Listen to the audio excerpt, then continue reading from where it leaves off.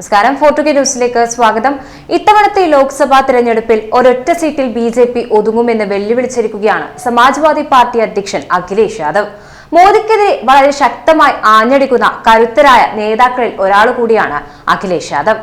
Lalganj SP സ്ഥാനാർത്ഥി ധരോക പ്രസാദ് സരോജിന്റെ തിരഞ്ഞെടുപ്പ് പ്രചരണ പരിപാടിയിൽ സംസാരിക്കുമ്പോഴായിരുന്നു 80 സീറ്റുള്ള ഉത്തർപ്രദേശിൽ ഒരൊറ്റ സീറ്റിൽ ബിജെപി ഒതുങ്ങുമെന്ന് അഖിലേഷ് പറഞ്ഞത്. വാരണാസി അല്ലാതെ മറ്റൊരു സീറ്റിലും അവർ വിജയിക്കില്ല. ഇന്ത്യ മുന്നണിക്ക് UP-യിൽ നിന്ന് വൻ പിന്തുണയാണ് ലഭിക്കുന്നതെന്നും അദ്ദേഹം വ്യക്തമാക്കി.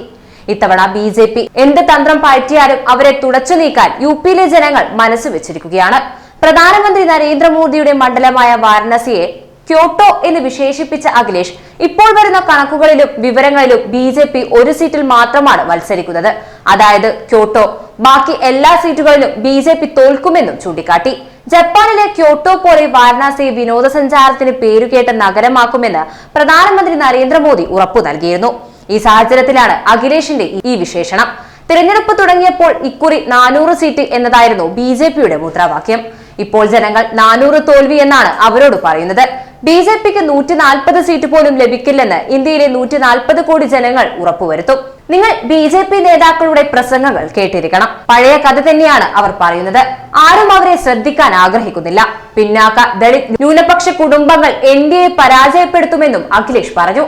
BJP കള്ളം പറയുകയാണെന്നും അവരുടെ എല്ലാ വാഗ്ദാനങ്ങളും പാഴ്വാക്കുകളാണെന്നും അഖിലേഷ് ആരോപിച്ചു.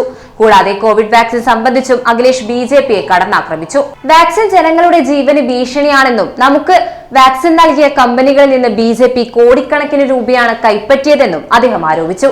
ലാൽഗഞ്ച് മണ്ഡലത്തിൽ മെയ് 25-ന് നടക്കുന്ന 6ാം ഘട്ടത്തിലാണ് വോട്ടെടുപ്പ്. എന്തായാലും BJP-യുടെ മണ്ണെന്ന് ആദ്യമൊക്കെ പറഞ്ഞിരുന്ന ഉത്തർപ്രദേശ് ഇപ്പോൾ അവരുടെ കയ്യിൽ നിന്ന് പോകുന്ന അവസ്ഥയിൽ എത്തി നിൽക്കുകയാണ്. ഇനി ദിവസങ്ങൾ മാത്രം ബാക്കി. BJP വാഴുമോ അതോ വീഴുമോ എന്നറിയാം.